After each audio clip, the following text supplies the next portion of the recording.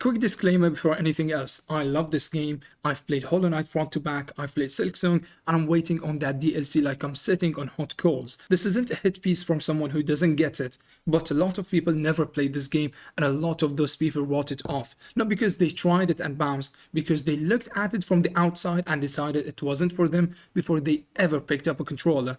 Today, I want to talk about the reasons people assume this game failed them, sight unseen, and why every single one of those reasons is actually the thing that makes it great. Let's get into it. This is the number one reason people never touch this game. They see a clip from someone staring at a map with no marker, no waypoint, no glowing arrow, and they think that looks like a chore. No, thanks. Here is the thing. You are right. You will get lost. You don't even get a map until you find an NPC and buy one.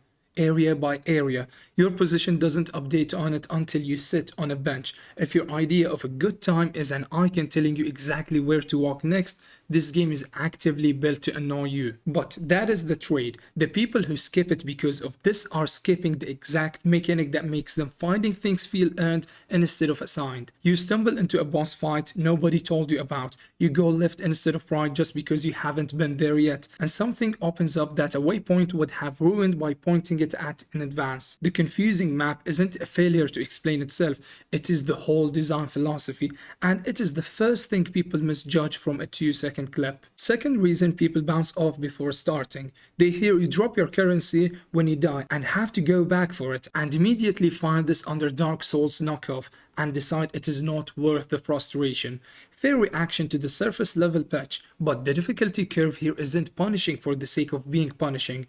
There is no tutorial pop-up anywhere in this game. You learn the pogo off enemies because you tried it once and it worked. You learn dash timing because you got hit once and figured it out yourself. Pulse Knight feels brutal the first time. By the Mantis Lords you are already a completely different player and the game never explicitly told you how you got there. People who wrote this off as just another hard game miss that the difficulty is actually a slow, invincible teaching tool. It is not punishing you, it is building you one death at a time into someone capable of finishing it. Third reason, and probably the most common one from people who watched a friend play for 10 minutes, barely any dialogue, a silent main character, no cutscenes explaining anything, looks empty, looks like style over substance.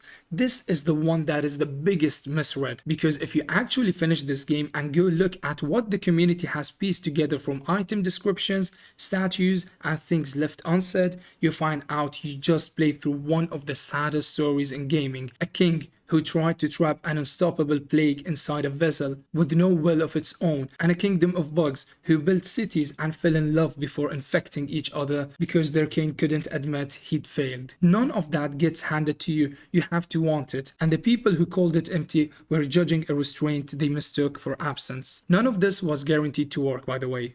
This was a two-person team who blew their own scope 5 times over and nearly didn't finish the thing at all. Every reason people point to as a flaw, the lack of hand-holding, the difficulty, the silence, is the exact same reason the people who actually played it can't stop talking about it years later.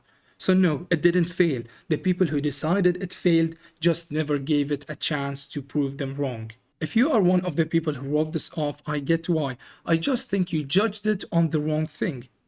Tell me in the comments if this is the video that finally gets you to install it. This is episode 1 of a new series, one 2D Metroidvania every week, breaking down what people get wrong about it, and next week a game that swaps silence for a talking companion and turns platforming into a fairy tale that will absolutely wreck you. Subscribe so you don't miss it. See you in the next one.